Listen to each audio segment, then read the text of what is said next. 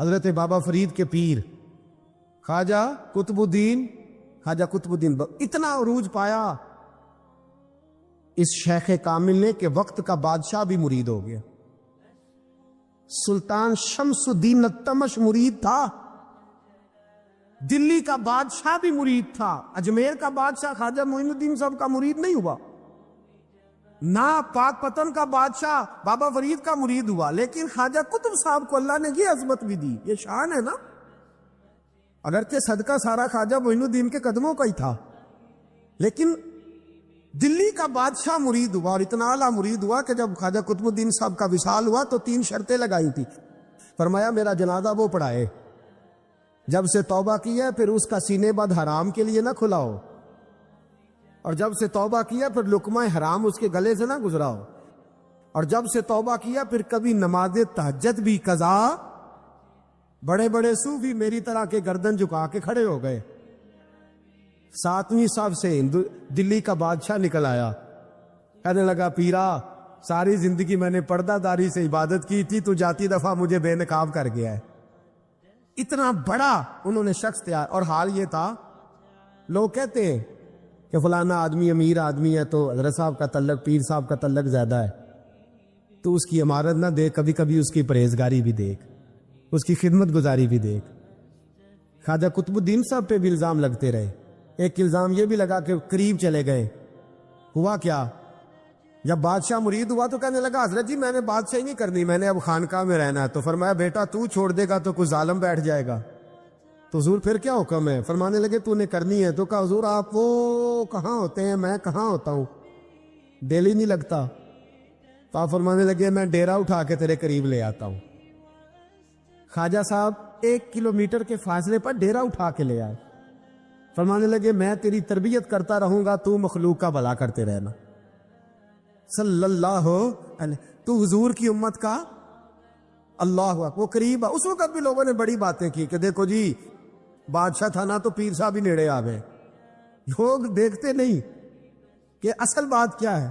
خیر وقت گزر گیا، بادشاہی مرید ہو گیا، تو پھر دلی سارے میں اسلام، اتنا عدل انصاف. ہندوؤں کو بات پسند نہ آئی، انہوں نے کچھ مسلمان خرید لیے. سلطان شمس الدین التمش بیٹھا ہے دربار میں. جاگ رہے نا آپ لوگ سب، کہیے صلی اللہ. بڑی غور سے سننے والی بات. ایک دن سلطان شمس الدین تمش دربار میں بیٹھا ہے، قاضی عدالت بھی بیٹھے ہیں، مقدمات سنے جا رہے ہیں. باہر سے رونے کی آواز آنے لگی، چیخنے چلانے کی. بی بی بیان کر رہی، کیا ہو گیا کیا ہو گیا. وہ ٹال لگے ہوتے تھے بادشاہوں کے، وہ بجنے لگے، زور ہونے لگا. بادشاہ نے کہا اس فریادی کو جلدی بلاؤ. وہ اندر عورت آئی تو چیخ چیخ کے رو رو کے اس نے اپنے کپڑے پھاڑ پھاڑ کے برا حال. 2 مہینے کا بچہ. لوگ اس کی آہو زاری پر اس کی طرف متوجہ. بھی کیا ہوا، پانی پلاؤ بٹھاؤ، یہ کیا ہو گیا. کہنے لگی لٹ گئی، عزت برباد ہو گئی، تباہ کر دی گئی. میں کیا ہوا؟ کہنے لگی بادشاہ ایک شخص میرا غیر شرعی خامند بنا، پھر مجھے حمل ہوا، پھر میری گود میں یہ بچہ ہے 2 مہینے کا. اب گئی ہوں تو وہ کہتا ہے کہ میرا تو تیرے سے تعلق ہی کوئی نہیں. بادشاہ کہنے لگے یہ سلطان شمس الدین تمش کی جگہ ہے، اور میں نے رسول اللہ صلی اللہ علیہ وسلم کے دین کے مطابق حکومت استوار کی ہے. کون ہے جو تیرے ساتھ؟ ابھی گردن نہ کاٹ دوں گا، بھاگ کر. کون ہے؟ کہنے لگی تو کچھ بھی نہیں کرے گا، کوئی کچھ نہیں کر سکتا. لوگ کلمے چھوڑ کے بیٹھ گئے، توجہ ادھر ہو گئی. پراپوگنڈے بڑا اثر کرتے ہیں معاشرے پہ. رنگ ایسا عجیب ہے، انداز ایسا عجیب ہے. فرمایا بات تو کر. اس عورت کی آواز گونجی تو حالات ہی خراب ہو گئے. کہنے لگی بادشاہ حوصلہ پیدا کر سننے کا. کہا تو بات کر. کہنے لگی میرے گود میں جو بچہ ہے یہ قطب الدین بختیار کاکی کا ہے، یہ تیرے پیر کی ناجائز اولاد ہے. اٹھاؤ، پروفیسر سلیم چشتی نے PhD کی ہے، وہ لکھ رہے اس واقعے کو. تیرے پیر کا ناجائز بچہ ہے. ہاتھ کانپنے لگے بادشاہ کے. کہنے لگے یا اللہ کبھی تو قیامت برپا کر دے تو معاملہ ٹھیک ہو جائے، میں تیری زبان کھینچ دوں گا تیری گر. تو نے بات کیسے کی؟ کہنے لگی میں نے کہا تھا نا تیرے اندر حوصلہ نہیں، میری عزت تار تار ہو گئی اور تو پیر بچا رہا ہے. اللہ اکبر. سلطان شمس الدین تمش آسمان کی طرف دیکھ کے کہنے لگے مولا مجھ مجرم کو جس کی برکت سے اٹھا کے تو نے مسجد میں پہنچایا، آج مجھے تو نے کس امتحان میں ڈال دیا؟ یہ کیا رنگ تو نے زندگی کا بنایا ہے؟ کہنے لگی بلا اسے اڑاب گردن۔ اللہ اکبر۔ خواجہ قطب الدین بختیار کاکی، ذرا اس جگہ پہ اپنے آپ کو کھڑا کر کے دیکھ میرے دوست، جو شخص دلی کے بازار میں نکلے تو دکانیں بند ہو جائیں، عورتیں گھروں میں گھس جائیں، جس کے نام پر چرچے ہوں دین کے، وہ شخص لاٹھی ٹکاتا ٹکاتا عرس منانے آسان ہے، ڈھول ڈمکے کر کے گھروں کو جانا آسان ہے، پر ذرا ان کی راہوں کا مسافر تو بن انہوں نے انداز کیا اختیار کیا۔ حضرت خواجہ قطب الدین بختیار کاکی، خبر پھیل گئی، اتنی شہرت پاکیزگی کی نہیں ہوئی تھی جتنی اس جرم کی ہوئی۔ لاٹھی ٹکاتے ٹکاتے جب پہنچے نا بادشاہ کے دربار میں، بادشاہ اٹھنے لگا، قاضی اٹھنے لگا، لوگ اٹھنے لگے، تو قطب الدین بختیار کاکی کی آنکھوں میں آنسو آئے، مانے لگے بیٹو بیٹھ جاؤ، آج میں پیر بن کے نہیں آیا، میں مجرم بن کے آیا، اور کہا میرے مالک کا انصاف بھی دیکھو، دلی کا پیر آج دلی کی عدالت میں اپنے نا کردہ جرم کی صفائی دینے آیا ہے۔ بڑی لاٹھی پہ ٹیک لگائی، دلی کی گلیاں بھی روتی ہیں کہ یہ کیا رنگ، اللہ یہ تیرا کیا رنگ ہے، یہ تے میں گڈی تے ہاتھ ڈور سجن دے، او جنج رکھے اونج رہنا، واجب نہیں جے وچ شریعت، مندا خسم نو کہنا اے تن میرا کنگھی ہووے، میں زلف سجن دی واواں پوش میرے دی جتی بن جائے، میں یار دی قدمی آواں، مارو مارو مینو مار مکاؤ، کوئی یوزر نہ پیش لے آواں، جے سونا ہی میرے دکھ وچ راضی، جے سونا ہی میرے دکھ وچ راضی، تے میں سکھ نو چلے ڈاواں، یار فریدا کدی بل پے سونا، یار فریدا جے کدی مل پے سونا، بس انہوں رو رو حال سناواں۔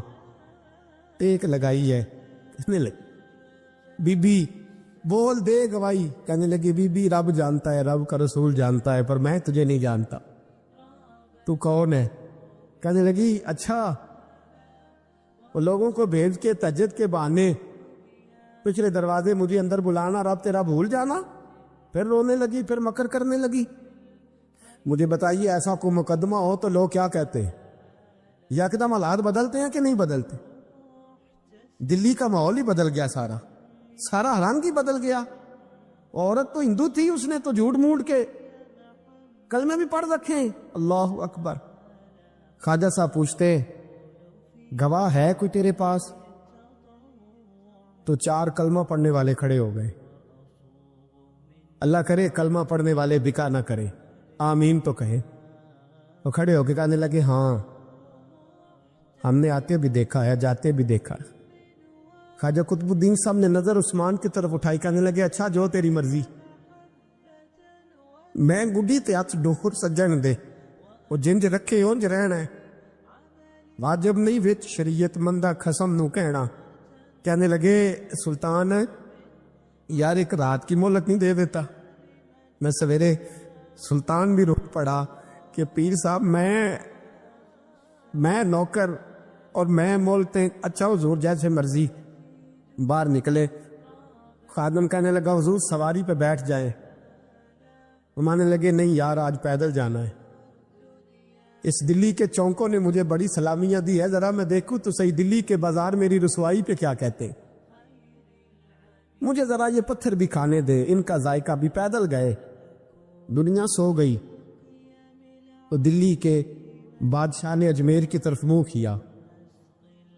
خواجہ معین الدین حیات تھے، بے خبر ہو جو غلاموں سے وہ آقا کیا ہے، بے خبر ہو جو غلاموں سے وہ منہ کیا۔ کہنے لگے معین الدین میں کوئی لوارس تو نہیں نا، میں کوئی لوارس ہوں کہ یہاں جو میرے ساتھ مرضی ہو جائے؟ تیری مجبوریاں درست، مگر تیرا وعدہ تھا ساتھ دینے کا، وقت آیا ہے، میں کوئی لوارس نہیں کہ اب تو اجمیر میں بیٹھا رہے اور میں دکھ سارا اکیلے برداشت کروں۔ بڑھاپے کا مجھے بھی پتا ہے، کمزوری کا مجھے بھی پتا ہے، ذوف کا مجھے بھی پتا ہے، پر تتی تھوڑے تھکڑے خاندڑیاں میں بھی تو تیرے نام تو مفت بھی خاندڑیاں. مجھے بھی تو پتا ہے نا، منم غلام نے علی حیدری یم قادری یم تمز احمد رضا خانی زنم. میں نے بھی تو اپنا نام نہیں نا جپا، تیرا ہی جپا ہے ساری زندگی. یہ لفظ کہے کہتے میں رویا، آنکھ لگی تو حضرت خواجہ معین الدین صاحب خواب میں ملے. کہنے لگے قطب الدین میرا انتظار کرنا، میں پہنچ رہا ہوں. میرا انتظار کرنا، میرا انتظار. کیا کہا میاں صاحب نے؟ کہتے ہیں مالی دا کم پانی دینا، پھل کچے ہون یا پکے، اے پیر مرید دے سر تے ہی رہندا ہے، جھوٹے ہون یا سچے. میں آیا، فکر نہ کرنا. حضرت سویرے اٹھے، پھر گئے عدالت.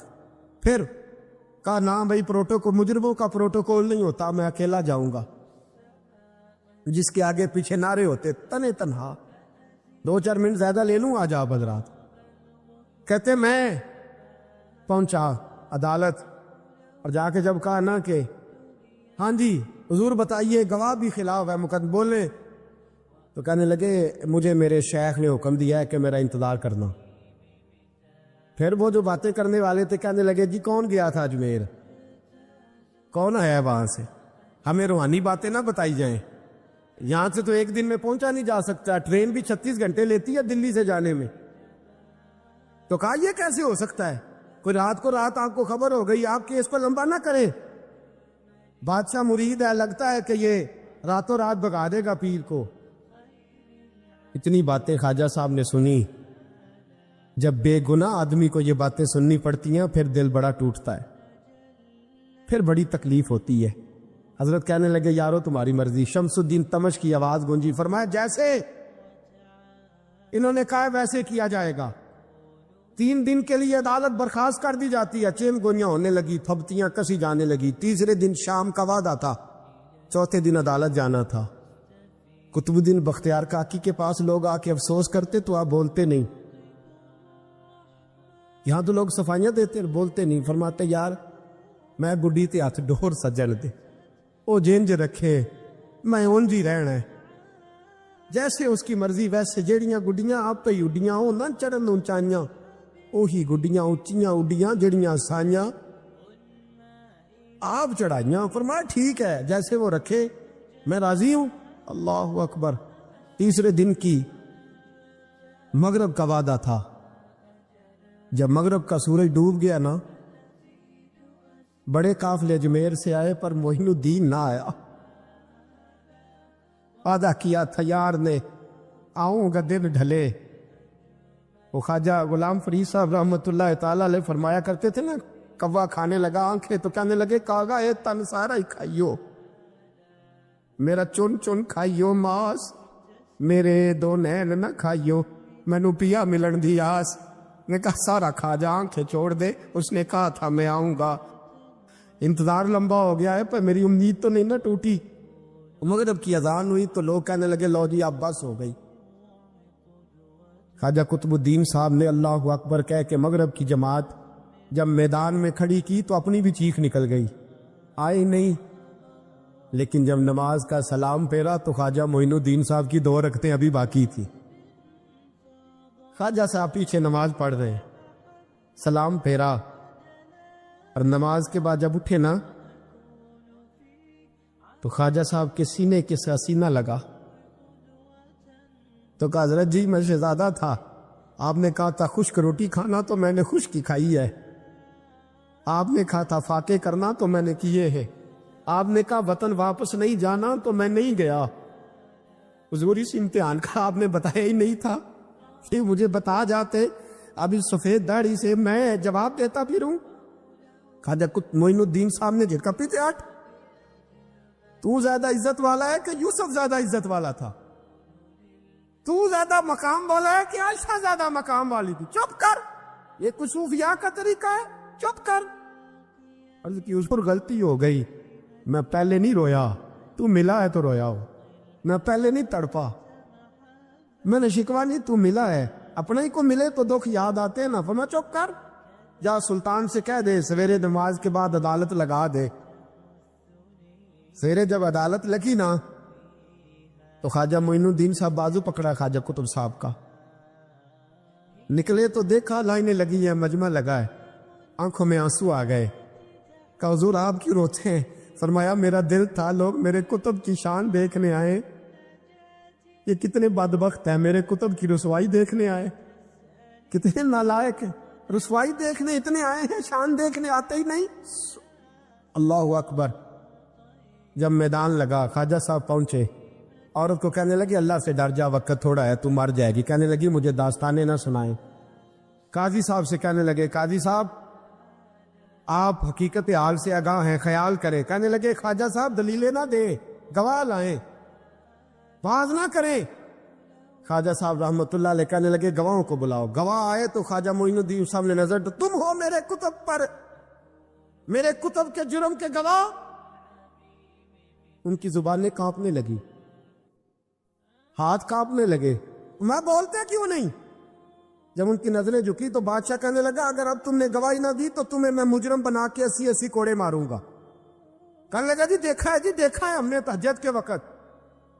جب سب گواہیاں پوری ہو گئی، عورت بھی تڑپ رہی ہے، رو رہی ہے، 2 مہینے کا بچہ گود میں ہے۔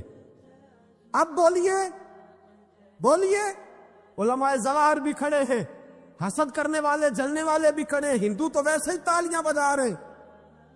اجمیر کا بوڑھا، اور یہ آخری پھیرا تھا خواجہ معین الدین کا دلی میں۔ اس کے بعد ظاہراً دوبارہ نہیں آئے، اٹھے لاٹھی ٹکاتے ٹکاتے اور میدان کے اندر جا کے نا، بڑے میدان میں مجمع تھا، سر سجدے میں رکھا، کہنے لگے یا اللہ میں ہندوستان مرضی سے نہیں آیا، تیرے رسول کا بھیجا آیا ہوں۔ پھر اٹھے اور کہنے لگے مولا تیرے نبی کا فرمان ہے کہ میری امت کے علماء بنی اسرائیل کے نبیوں کی طرح ہوں گے، اگر یوسف کے لیے بچہ بول سکتا ہے تو میرے کتب کے لیے بھی بولنا چاہیے، اگر یوسف علیہ السلام کے لیے بول سکتا ہے تو میرا قطب الدین بھی سچا ہے، اس کے لیے۔ پھر اٹھے اس بی بی کی طرف بڑھے، لوگ کہنے لگے نہ جانے اب کیا ہوگا۔ جب اجمیر کے بادشاہ نے، عطا رسول نے، ہند الولی نے، امام الاولیاء نے کپڑا کھینچا اور کہنے لگے او بچے تو جانتا ہے نا تیرا باپ کون ہے، 2 مہینے کا بچہ۔ جب نانا بولا تو بی بی کہنے لگی اب کیا کر رہے ہو، بچے بھی کبھی بول رہے ہیں۔ میں بی بی چپ کر، ان اللہ علی کل شیء قدیر، میں کمزور رب کا ماننے والا نہیں، قدرتوں والے رب کا ماننے والا ہوں، وہ چاہے تو بچے بھی بولتے ہیں۔ قرآن کہتا ہے حضرت عیسیٰ بولے تھے انی عبد اللہ آتانی الکتاب، مریم بھی تو ولی اللہ تھی، وہ نبی تو نہیں تھی۔ اگر ولی اللہ بنی اسرائیل کا ہو بچہ بول سکتا ہے، تو اگر ولی اللہ محمد عربی کی امت کا ہو تو بچہ پھر بھی بول سکتا ہے۔ یوں کپڑا ہٹایا، بچہ بول۔ 2 مہینے کا بچہ ماں کی گود میں اٹھ کے بیٹھ گیا اور بچہ بول کے کہنے لگا السلام علیکم یا ولی اللہ۔ جب یہ لفظ ادا کیے تو نعرے لگنے لگے، لوگ رونے لگے، بی بی بے ہوش ہو کے گری، فرمانے لگے مجھے سلام نہ کر، میرے کتب کی بات بتا۔ کہنے لگا قسم ہے اللہ کی عزت کی، وہ سامنے مجمع جو سردار بیٹھا ہے وہ میرا باپ ہے، قطب الدین تو بے گناہ ہے، قطب الدین تو بے گناہ ہے، میرا باپ تو وہ بیٹھا ہے۔ یہ قاضی بھی سازش میں شریک ہے، کئی مسلمان خریدے گئے، یہ گواہ خریدے گئے۔ جب گواہی ہو گئی، بچہ یہ لفظ کہہ کے اللہ اکبر کہتا ہوا پھر چپ کر گیا۔ خواجہ قطب الدین صاحب کا بازو پکڑا، خواجہ معین الدین صاحب نے مجمع سے باہر نکلے، لوگ کہنے لگے حضور آپ کچھ بولتے نہیں۔ فرمانے لگے جس نے بولنا تھا وہ بول چکا ہے، جس نے بولنا تھا وہ جو جادو، وہ جو سر چڑھ کے بولے۔ فرمایا تم نے فارم پہ نظر رکھی اور میں نے اللہ کی قدرت پہ نظر رکھی، تم نے اس کے کردار کو جھنجھوڑا اور میں نے اس کے کردار کو تعمیر کیا۔ حضرت سلطان شمس الدین تمش بھی پیچھے دوڑے، کہا حضور کہاں لے جا رہے ہو؟ اور میں کتب میرا ہے، میں جماہیر ساتھ لے کے جا رہا ہوں، اب میں نے اپنا بچہ تمہارے سپرد، اب میرے پاس رہے گا، تم نے ستایا ہے میری اولاد کو، اب یہ میرے پاس رہے گا، میں نے نہیں تمہیں دینا۔ لوگ راہیں بچھا کے، نظریں بچھا کے بیٹھ گئے، پاؤں میں گر گئے، کہنے لگے حضور ہمارے لیے نہیں، رسول اللہ کے دین کے لیے، ہمارے لیے نہیں، تعمیر شریعت کے لیے، ادائے سنت کے لیے چھوڑ جائیے۔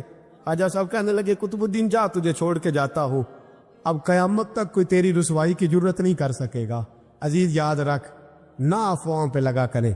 ایک بات آپ کو سنانی ہے، حضرت ابو ادریس خولانی رضی اللہ تعالیٰ عنہ تابعی ہیں، حافظ منذری نے الترغیب و ترہیب میں لکھا ہے، فرماتے ہیں کہ حضرت ابو ادریس خولانی کہ میں دمشق کی جامع مسجد میں گیا تو میں نے ایک چمکدار چہرے والا، سیاہ داڑھی والا، چمکتے دانتوں والا خوبصورت نوجوان نبی پاک کی حدیثیں بیان کرتا دیکھا۔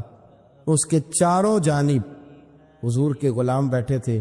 میں نے ایک شخص سے کہا یار بڑا حسین چہرہ ہے، بڑا ہی خوبصورت انداز ہے، کون ہے بندہ؟ انہوں نے کہا آپ نہیں جانتے، یہ صحابی رسول حضرت معاذ ابن جبل ہے رضی اللہ تعالی عنہ۔ حضرت معاذ ابن جبل کا انتقال بھی کوئی 40 سال کی عمر سے پہلے ہو گیا تھا، لیکن ان پر حضور کا اعتماد اتنا تھا کہ حضور نے اپنی حیات ظاہرہ میں گورنر بنایا ہی نہیں سنی۔ چمکدار دانت، حدیثیں بیان کر رہے ہیں۔ حضرت ابو ادریس خولانی رضی اللہ تعالیٰ عنہ کہتے ہیں رش بڑا تھا، میرے دل میں خواہش ہوئی کہ آج تو لوگ زیادہ ہیں، کل آؤں گا ملاقات کروں گا۔ کہتے ہیں اگلے دن میں اپنی طرف سے سب سے پہلے گیا، پر حضرت معاذ ابن جبل تو مجھ سے پہلے مسجد میں موجود تھے اور وہ نفل پڑھ رہے تھے، اللہ اللہ کر رہے تھے۔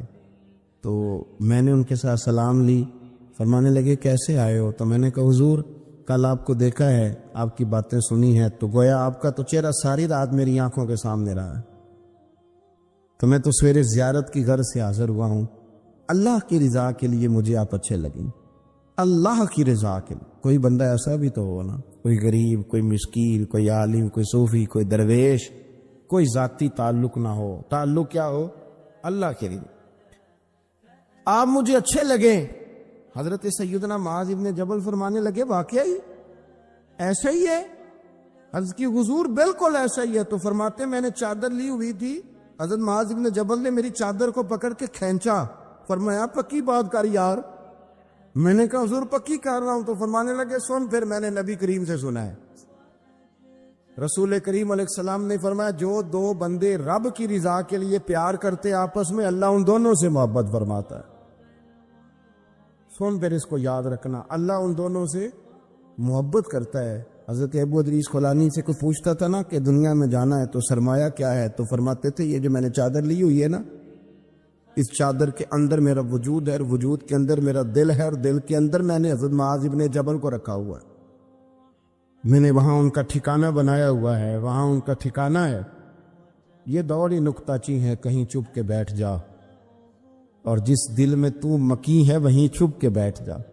اقبال کہتے ہیں جس دل میں تو مکی ہے وہیں چھپ کے بیٹھ جا۔ دوستو، رسول اللہ صلی اللہ علیہ وسلم کے غلاموں نے مالک کی رضا کے لیے لوگوں سے پیار، فروغ محبت میں کردار ادا کیا، اور بہترین کردار۔ آپ اپنی زندگی میں کچھ چیزیں ایسی بنائیں جن میں فقط اللہ کی رضا کے لیے محبت، خالق کی رضا کے لیے پیار، خالق کی رضا۔ آپ یقین کریں اگر تھوڑا تھوڑا کر کے ہم اس محبت کو فروغ دیں نا اپنے دلوں میں، تو بہت سارے بادل چھٹیں گے۔ ہم نے نا وہ تیزی سے دولت کو، لالچ کو، میں اکثر کہتا ہوں کہ میاں بیوی کا جو رشتہ ہوتا ہے نا، اس کو اللہ پاک نے نا قرآن پاک میں اپنی نشانیوں میں سے ایک نشانی قرار دیا ہے۔ ان دونوں کی وجہ سے گھر چلنا ہے، بچوں کی پرورش ہونی ہے، نظام زندگی۔ آپ گھر سکون کے لیے جاتے ہیں، اطمینان کے لیے۔ آپ اپنے گھر کے اندر جیسے بھی ہوں، آپ کہتے ہیں یہاں مجھے کوئی پریشانی، یہ میرا اپنا بیڈ ہے، اپنا بستر ہے۔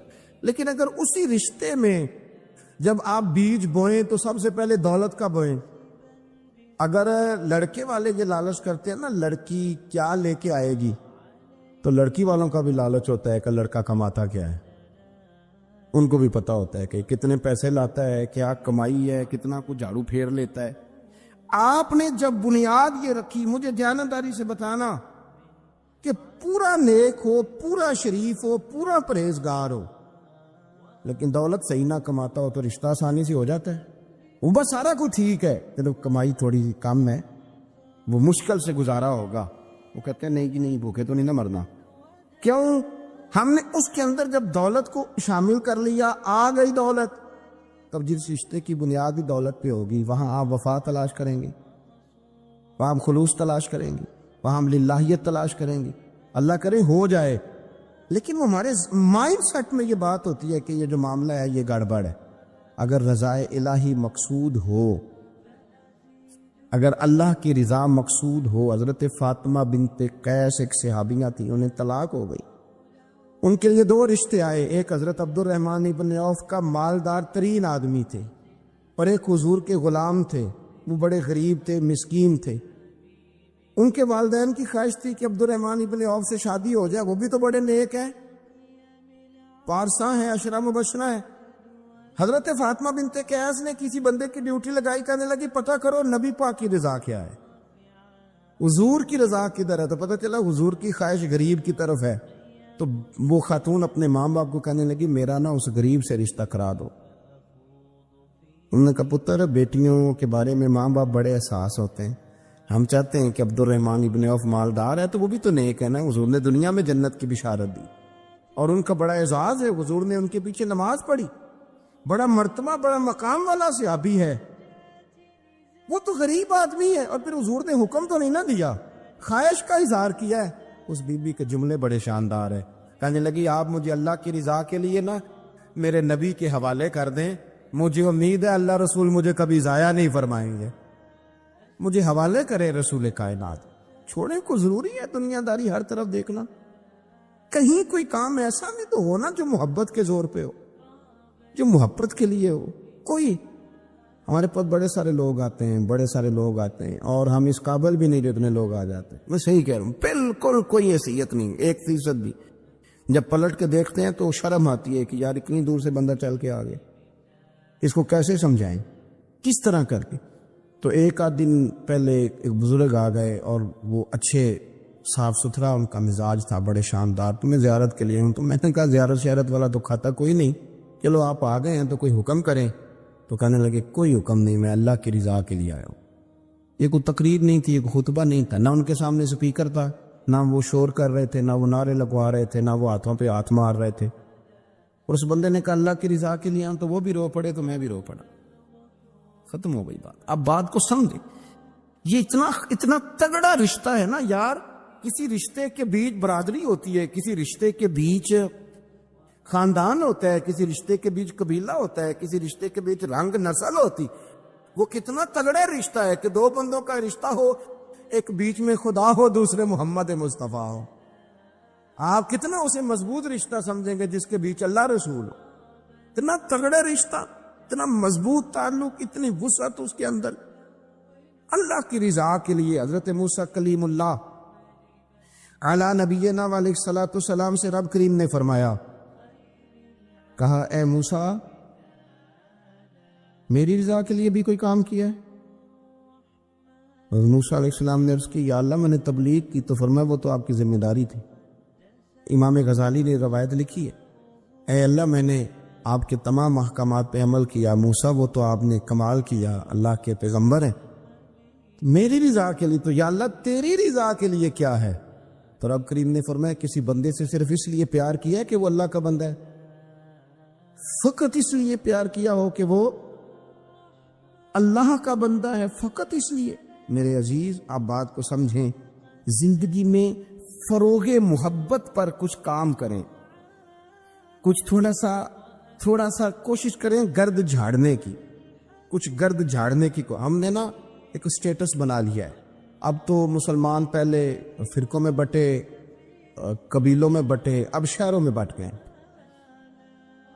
آپ کبھی گجرانوالا کے لوگوں سے پوچھو نا گجرات تو کہنا ہو گجرات والے تو اللہ بچائے، کہتے ہیں کہ نہیں؟ گجرات کے لوگوں سے پوچھے گجرانوالا تو کہتے ہوتے کھاندے ہی بڑا نہیں، کس کی بات کرنا ہے. تو ان گجرانوالا والوں سے پوچھے لاہور والے کہتے توبہ لاہوریا جی. صحیح کون ہے؟ کوئی بھی نہیں. کیوں؟ اس لیے کہ ہم نے ہر شہر کے لیے کہاوت بنا لی ہے. میں صحیح کہہ رہا ہوں، ہر قبیلے کے لیے کوئی نہ کوئی. یہ ہم نے ظلم کیا اپنی جان، یہ ہم نے زیادتی کی. کہانیاں بن گئی، کہاوتیں بن گئی، شہروں کے لیے، علاقوں کے لیے، قبیلوں کے لیے. مقصود کیا تھا؟ کسی طریقے سے نفرت پروان چڑھے. کھانا ہے نا، کھانا تو آپ جو کھانا کھاتے ہیں وہ اپنے ذائقے کے مطابق کھاتے ہیں.